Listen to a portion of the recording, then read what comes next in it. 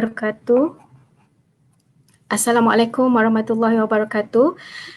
Bertemu kita sekali lagi pada petang ini, Jumaat 10 September 2021. Diharapkan kepada semua penonton dan pengikut Facebook Kemasukan BPKP JPT dalam keadaan sihat sejahtera hendaknya. Nama saya Syazrina binti Abdul Rahman dari bahagian Kemasukan Pelajar IPTA. Seperti yang dijanjikan pada petang ini, kita akan bersama panel jemputan untuk sembang santai dengan wakil daripada PTPTN iaitu Encik Muhammad Shahrom bin Yusof, pengurus besar bahagian penyelarasan pinjaman dan IPT. Apa khabar Encik Shahrom? Alhamdulillah, terima kasih. Okey, jadi dalam petang ini kita akan bersama-sama dalam tempoh 25 minit dan Encik Shahrom akan menjawab apa juga persoalan berkaitan dengan pinjaman pendidikan tinggi. Tanpa berlengah masa, saya menjemput Encik Shahrom untuk meneruskan taklimat pada petang ini. Okay, Assalamualaikum warahmatullahi wabarakatuh. Pertama sekali, saya mengucapkan terima kasih kepada bahagian Kemasukan Pelajar IPTA, JPT, kerana sudi menjemput saya untuk berkongsi berkenaan dengan PTPTN pada petang ini ya.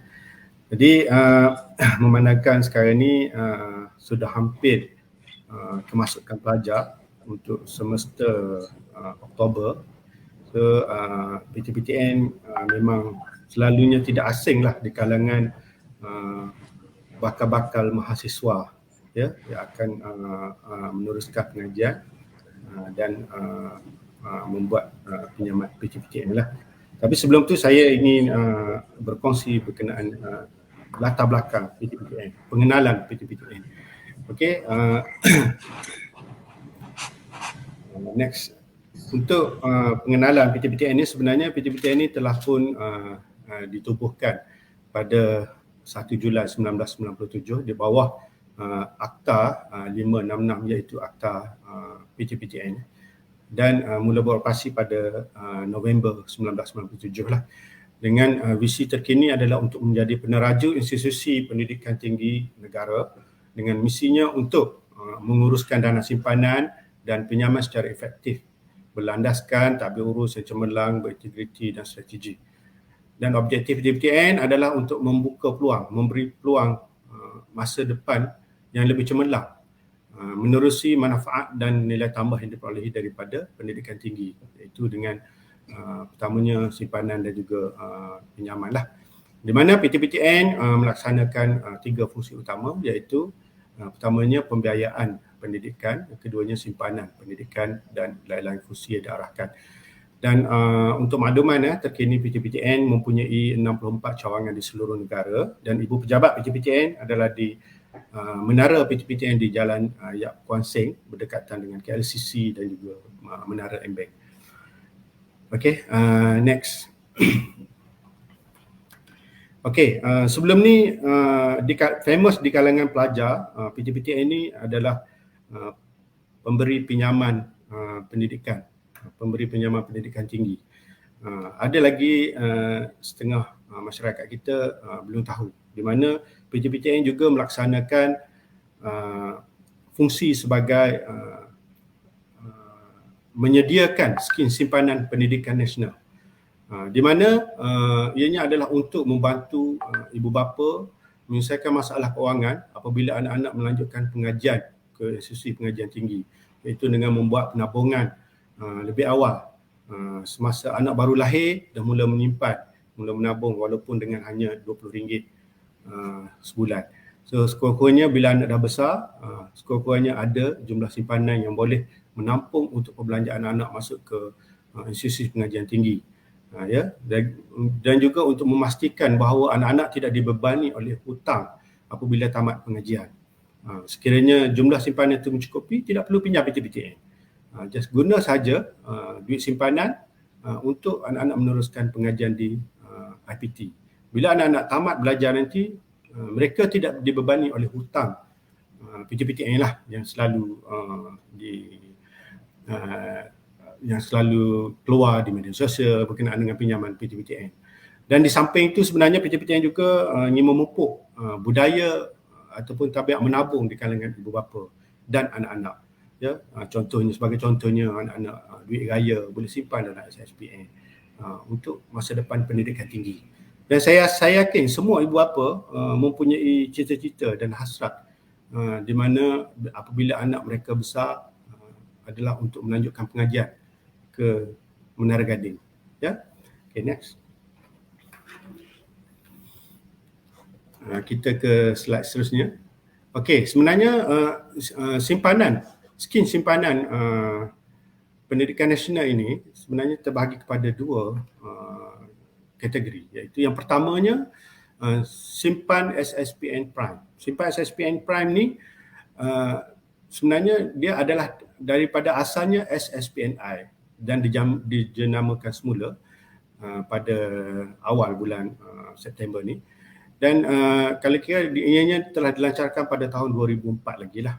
Dan untuk tahun lepas saja kita mempunyai akaun sebanyak 4.2 juta akaun dengan jumlah deposit jumlah 7.28 bilion deposit. Dan SSPN Prime ini adalah tidak mempunyai komitmen bulanan. Apabila ada duit lebih boleh masuk. Kalau contohnya bulan ni kurang sikit, tak apa, tak payah masuk, tak perlu masuk. Itu adalah untuk SSPN Prime lah. Dan kita ada juga SSPN Plus. Simpan SSPN Plus ini dilancarkan pada tahun 2015. Di mana mempunyai dua dalam satu. Iaitu separuhnya simpanan, satu lagi adalah takaful. Tujuannya adalah untuk melindungi pendeposit sekiranya berlaku perkara yang tidak diingini terhadap pendeposit, sekurang-kurangnya simpanan itu telah dilindungi dan dapat digunakan untuk anak-anak yang ditinggalkan. Apabila contohnya ibu ataupun pendeposit itu meninggal ataupun ayah yang sebagai pendeposit meninggal. So, ada jumlah yang diperolehi daripada manfaat takaful ini. Ya, di mana sehingga tahun lepas saja PTPTN telah membuka akaun sebanyak 617,000 akaun, ya, dengan jumlah deposit sebanyak 590.58 juta. Ya, komitmennya dia mempunyai package tertentu lah, di mana paling rendah package-nya adalah RM30 sebulan. Dengan sekarang ni apabila penjenamaan semula simpan SSPN Plus ni, kita mempunyai pilihan pengendali takaful. Daripada sebelum ini hanya SSPNI Plus hanya satu pengendali takaful saja, iaitu Hong Leong MSIG ataupun HLMT. So untuk sekarang mempunyai 3 pengendali takaful yang boleh dipilih oleh pendeposit untuk membuka akaun Plus ini. Okay, next. Okey, apa perbezaan di antara SSPN Prime dengan SSPN Plus?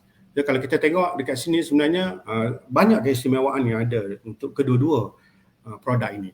Di mana yang pertamanya mendapat pelepasan taksiran cukai sehingga RM8,000 kepada ibu bapa yang dikenakan cukai adalah elok digunakan daripada duit itu digunakan ke arah lain. Dengan menyimpan RM8,000 dapat pengecualian taksiran cukai untuk tahun berikutnya. Kalau simpan pada tahun ini, tahun depan dapat pelepasan taksiran cukai tersebut.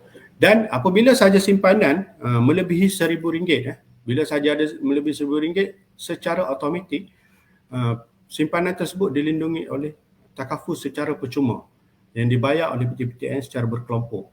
Dan ianya hanya melindungi dari segi kelihatan kekal dan juga kematian sahaja.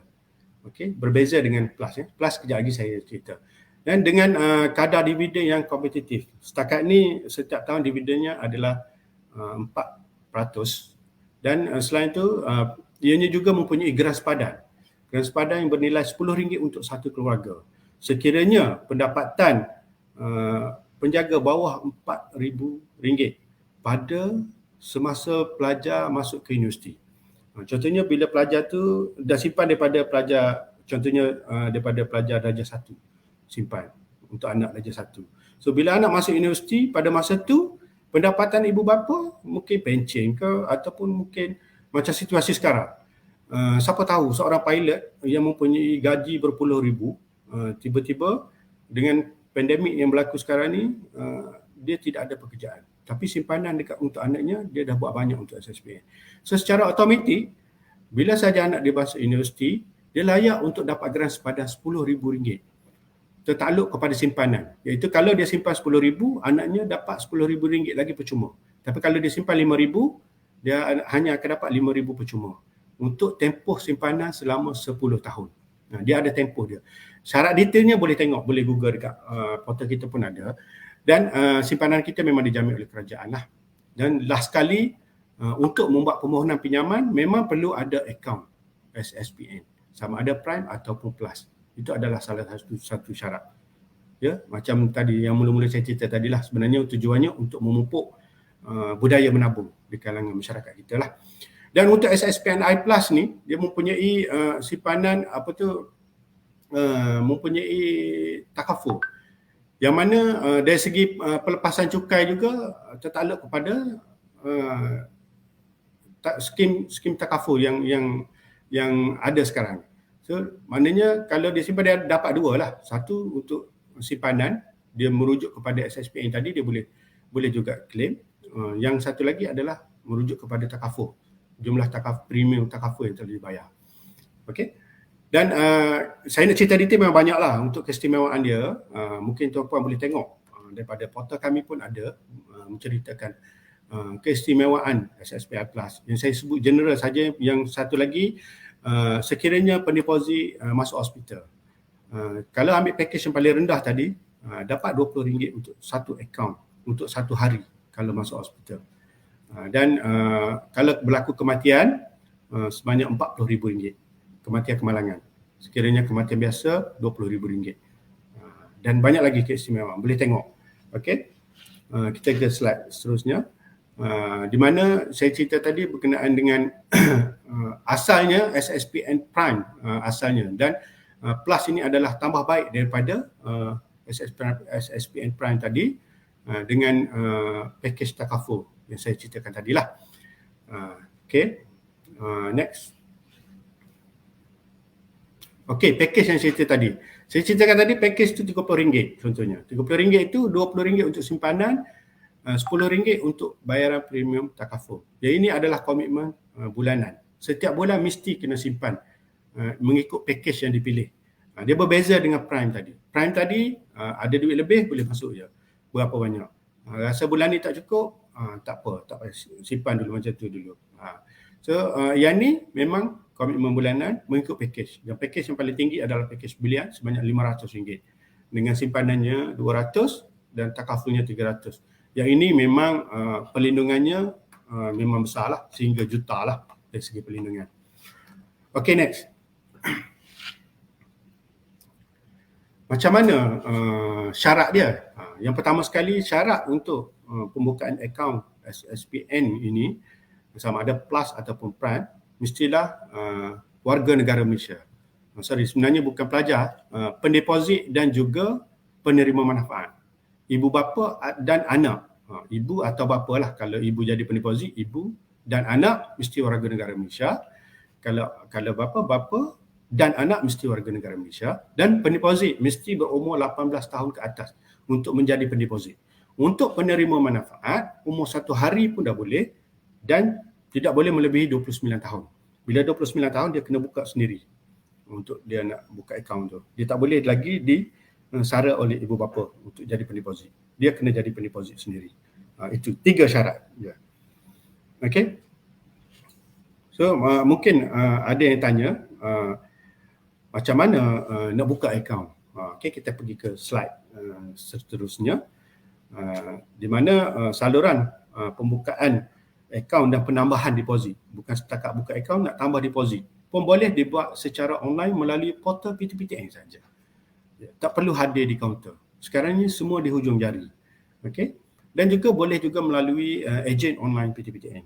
Kita juga ada melantik ejen online PTPTN.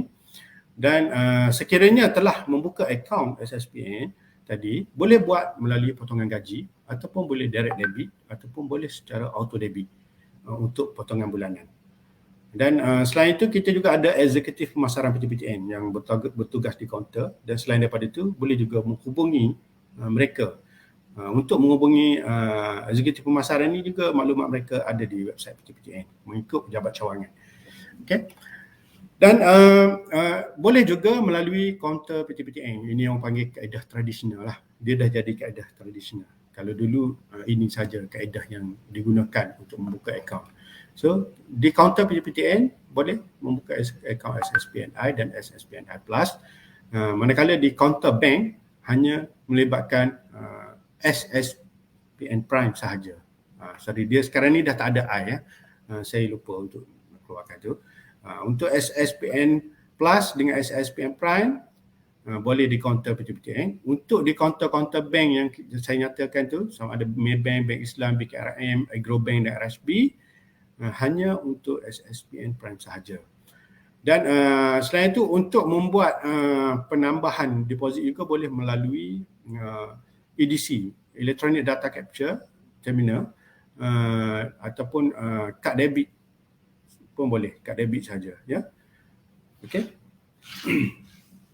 Okey, itu berkenaan dengan fungsi yang saya ceritakan tadi, skim simpanan pendidikan nasional.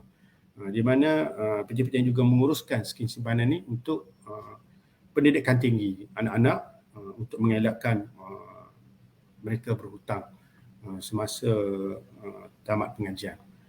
Okey, berikutnya saya ingin berceritakan berkenaan dengan wang pendahuluan diri, WPP, dengan singkatannya adalah WPP.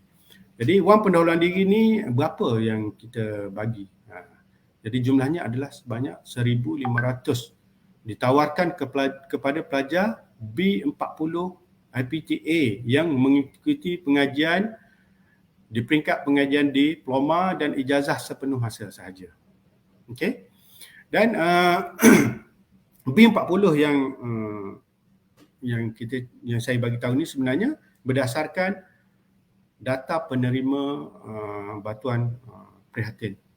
Okey, BPR BPR, data penerima bantuan prihatin yang kami matchkan daripada data daripada LHDN lah. Kalau keluarga bukan penerima BPR tadi, secara automatik tak layak untuk ditawarkan 1,500 ni. Okey.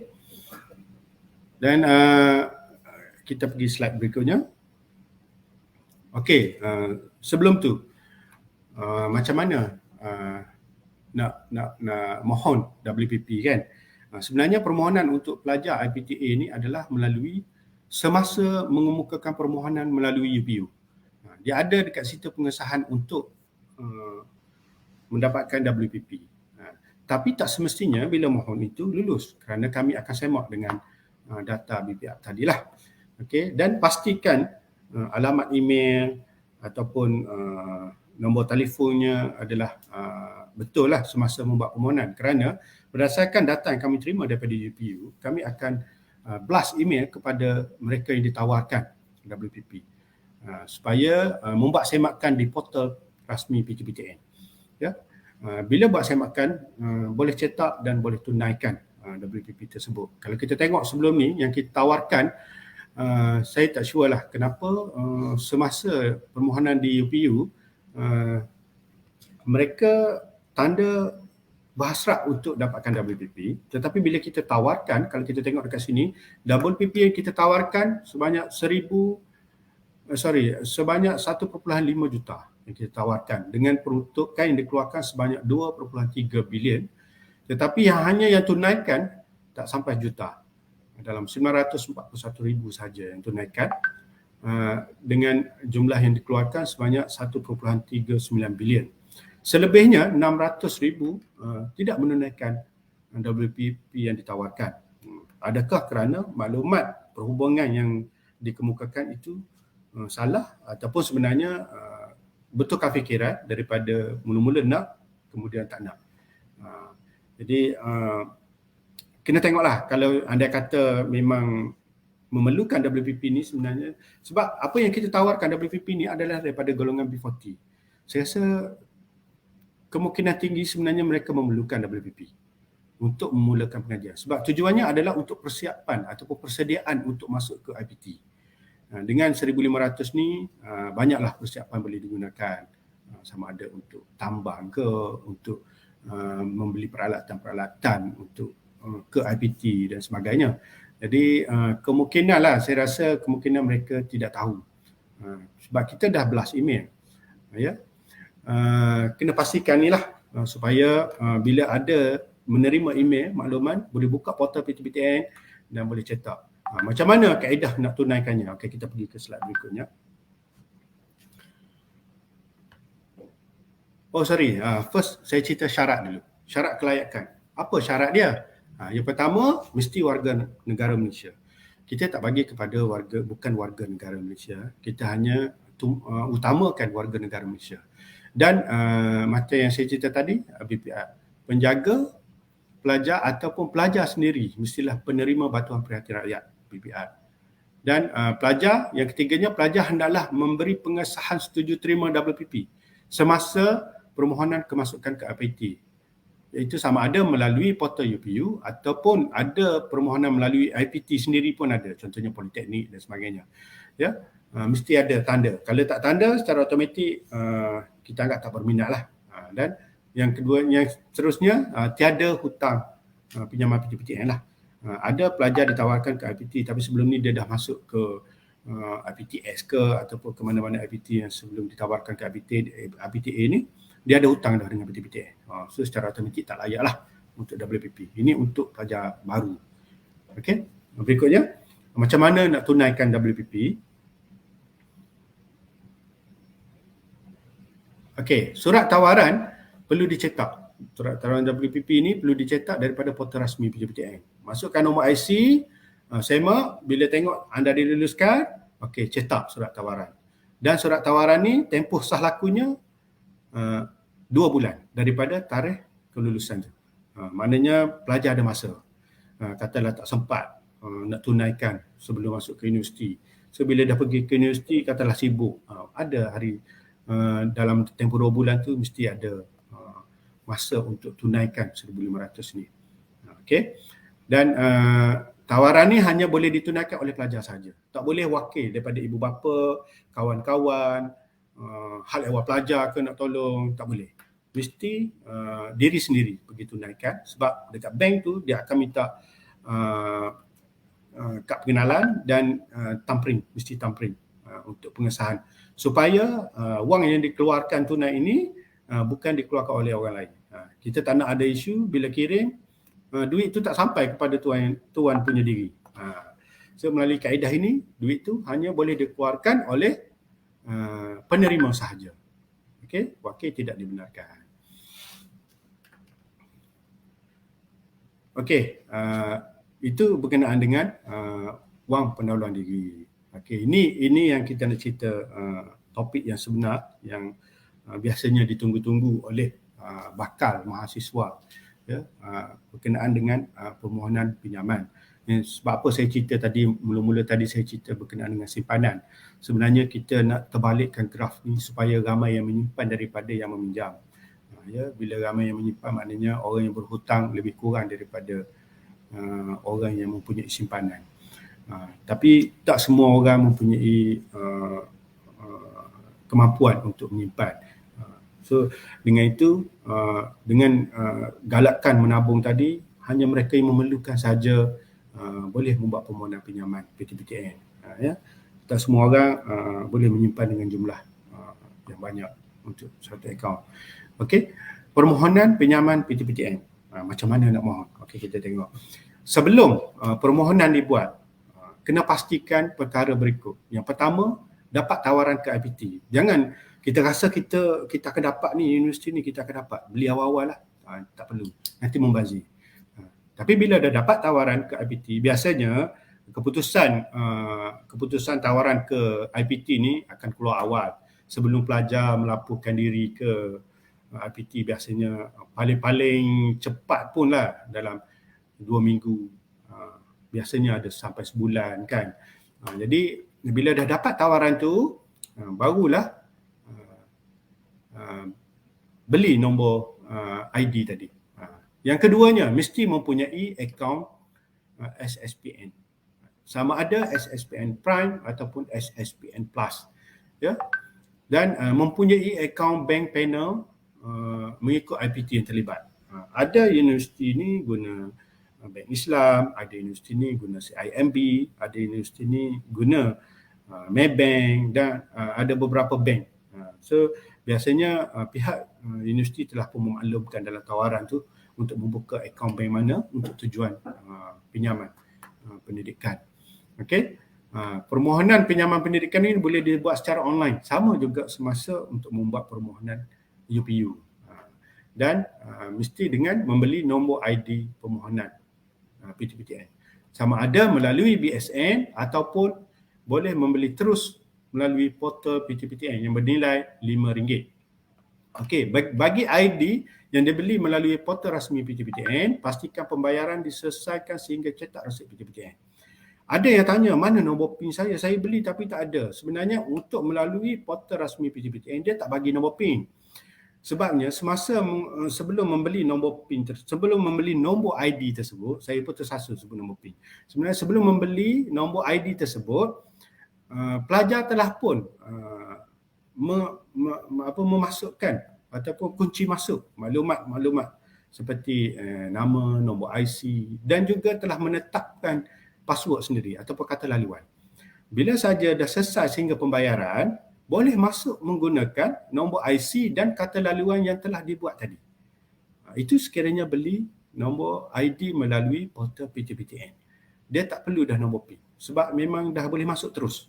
Tapi kalau beli nombor PIN melalui BSN, dia akan cetak satu slip, dekat situ ada nombor PIN. Yang itu yang perlukan nombor PIN, di mana semasa nak buat permohonan tu, dia ada tulis dekat portal kita tu, permohonan menggunakan nombor PIN BSN. So dekat situ dia kena masukkan nombor PIN BSN, kemudian dia kena tetapkan kata laluan sendiri. Kena buat balik kata laluan sendiri. Dan pastikan semasa beli nombor PIN di BSN tu, pastikan nombor IC yang tertera pada slip itu adalah sama dengan nombor IC sebenar. Sebab ada juga yang nombor IC-nya salah. Bila nombor IC salah, permohonan tidak boleh dibuat kerana tidak match dengan yang telah di-key in dalam data pembelian tadi. So pastikan. So bila saja nombor IC dah betul, kena daftar, lepas daftar kena buat password sendiri. Dia banyak step sikit kalau melalui BSN. Kalau melalui portal PTPTN, dia boleh terus masuk dengan kata laluan yang telah dibuat sebelum pembelian tersebut. Okey. Next. Apa syarat-syarat kelayakan permohonan pinjaman PTPTN? Semua PTPTN ni mesti warga negara Malaysia. Pinjaman pun mesti warga negara Malaysia dan berumur tidak melebihi 45 tahun pada tarikh permohonan. Kerana PTPTN juga melihat dari segi kemampuan boleh bayaran balik lah. Di mana kalau melebihi 45 tahun dia agak usianya dah agak tinggi sikit lah. So sekarang ni PTPTN menetapkan berumur tidak melebihi 45 tahun pada tarikh permohonan untuk melayakkan pelajar membuat permohonan pinjaman PTPTN. Okey. Dan syarat pun sama yang saya terangkan tadi, mesti mendapat tawaran ke IPTA ataupun IPTS. Dan seterusnya kursus yang diikuti mestilah mendapat kelulusan daripada KPT dan berdaftar dengan PTPTN. Ada juga yang ada kelulusan KPT tapi dia tak daftar dengan PTPTN, yang menyebabkan bila pelajar cari nama program yang ditawarkan tu tidak ada dalam sistem PTPTN. Kenapa? Kerana tidak didaftarkan. So yang tu kena cepat-cepat rujuk dengan universiti yang terlibat untuk disegerakan pendaftaran dengan PTPTN. Kemungkinan ada keciciran dan sebagainya. Tapi perkara tu amat jarang berlaku lah. Kemungkinan tu ada, tapi jarang berlaku. Okay. Bagi pelajar yang mempunyai kelayakan berbeza yang diperoleh daripada jabatan ataupun agensi, dia perlu mendapatkan perlu diperolehi daripada jabatan ataupun agensi yang terlibat lah. Okey. Bagi tempoh pengajian semasa membuat permohonan mesti tidak kurang daripada 1 tahun. Contohnya masa mula-mula masuk universiti dia tak nak pinjam. Tahun kedua pun tak nak pinjam, dia belajar 3 tahun. Tahun ketiga boleh lagi. Tapi kalau tinggal 1 semester saja, dia tak layak dah. Sebab dah hampir tamat dah untuk pinjam PTPTN. Jadi sekurang-kurangnya ada 1 tahun tempoh pengajian masih boleh lagi. Katalah tak nak pinjam tahun ni. Mungkin sebelum ni pendapatan ibu bapa mampu untuk menampung perbelanjaan pembelajaran, so tak perlu pinjam. So tiba-tiba mungkin ada perkara yang tidak diingini menyebabkan pendapatan kekurangan dan sebagainya, boleh mohon, tapi mesti tempoh ada 1 tahun. Dan syarat yang terakhirnya telah membuka akaun SSPN Prime dan SSPN Plus. Okay, next. Keputusan permohonan ya. Dari segi keputusan permohonan boleh menyemak melalui portal PTPTN secara online, iaitu 6 hari bekerja selepas tarikh tutup. Ada orang dia mohon minggu ni, minggu depan dia dah tanya. Sebenarnya tarikh tutup setiap permohonan adalah setiap akhir bulan. Kita buka 1 hari bulan sehingga 30 ataupun 31 hari bulan. Kita akan proses 6 hari bekerja selepas tarikh tutup. Bukan selepas tuan-puan mengemukakan permohonan. Kemukakan permohonan hari ni 6 hari selepas tu. Tak, kita selepas tarikh tutup. Kalau mohon 30 hari bulan, memanglah dalam tempoh 6 hari selepas tu boleh tengok. Tapi janganlah tunggu saat akhir, kerana bila saja semua tunggu saat akhir, trafik jadi jam, line jadi jam, hang dan sebagainya. Buatlah permohonan awal, so tunggu je. Masuk bulan berikutnya, tunggu je. Kira 6 hari bekerja daripada tarikh tutup tersebut. Boleh tahu berapa lama. Dan permohonan yang diluluskan ni perlu dicetak. Ya, perlu dicetak daripada portal PTPTN. Ya, dan perlu menghantar permohonan yang tawaran yang lengkap ni kepada PTPTN 2 set ataupun 2 salinan dengan melekatkan stamp hasil. Ya, bersama dengan salinan surat tawaran kemasukan ke IPT. Okay. Next. Okey, tawaran yang kita tawarkan ni sebenarnya tempoh tawarannya hanya 14 hari saja daripada tarikh kelulusan. So bila saja dah dapat tawaran tu, segerakanlah penghantaran. Ataupun boleh juga rujuk hal ehwal pelajar, setengah hal ehwal pelajar dia kumpul dulu, tapi dia ada tarikh tertentu lah. Dan selain daripada tu boleh diserah di mana-mana pejabat PTPTN negeri atau percawangan. Ya. Kelulusan tempoh pinjaman ditentukan mengikut semasa-semasa. Contohnya macam tadi, kalau dia mohon pada tahun ketiga, kita tak akan lulus 3 tahun, kita akan lulus 1 tahun sahaja. Okey. Dan tawaran pinjaman akan dibatalkan ataupun ditarik balik sekiranya berlaku kesilapan tawaran ataupun berlaku pemalsuan maklumat. Okey. Pengeluaran pinjaman. Okey, sikit je nak habis, saya rasa dah makan masa dah ni. Pengeluaran pinjaman untuk yang memulangkan perjanjian tadi, yang menghantar perjanjian tadi, kita akan buat pengeluaran setelah dokumen tersebut dipulangkan mengikut jadual ditetapkan. Di mana setiap bulan kita ada proses 2 kali proses pengeluaran pinjaman. Untuk pengeluaran pinjaman pada semester berikutnya, di mana PTPTN perlu mendapatkan pengesahan daripada IPT, di mana pelajar masih meneruskan pengajian pada peringkat dan jurusan dan di IPT yang sama yang kita luluskan. Dan lulus peperiksaan pada semester sebelumnya dengan keputusan purata sekurang-kurangnya 2.0 ke atas. Kalau 1.9, PTPTN akan tahan bayaran pada semester berikutnya. Kita tak akan bayar pada semester yang gagal, yang kurang pada 2.0. So pastikan saudara-saudari tidak mendapat keputusan tersebutlah. Pastikan 2.0 ke atas. Tujuannya adalah untuk memastikan pelajar-pelajar tamat dengan jayanya dalam pengajian. Okey. Dan ini boleh tengok dekat portal PTPTN pun ada jumlah pinjaman yang kita tawarkan. Okay, next. Ini untuk separuh masa. Okey, next.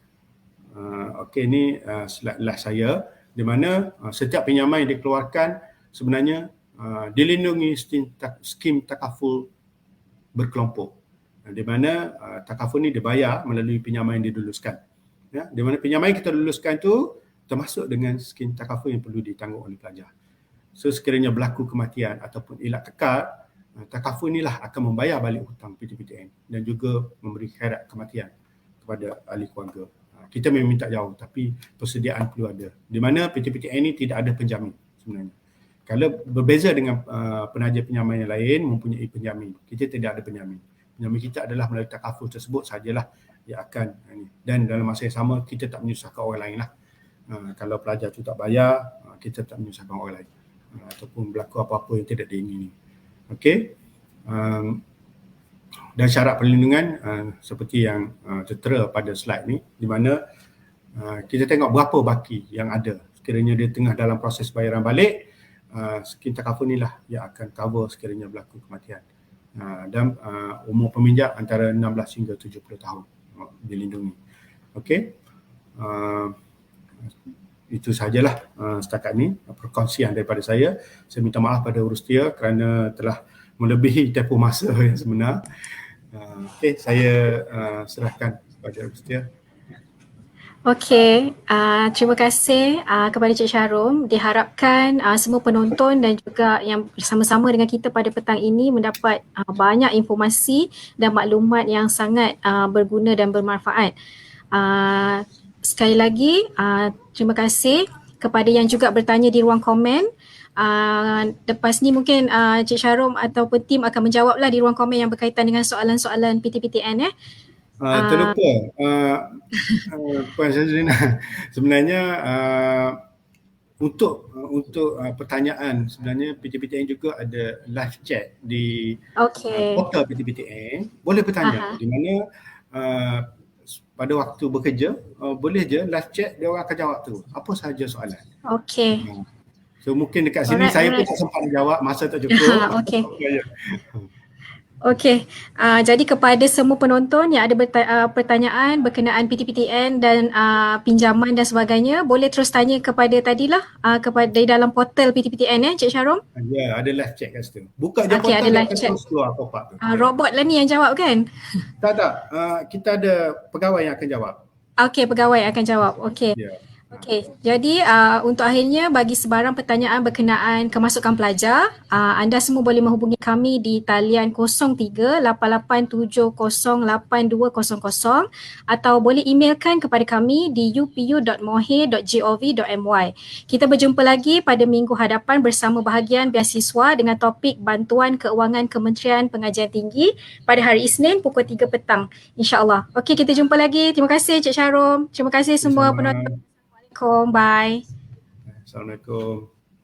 Waalaikumsalam.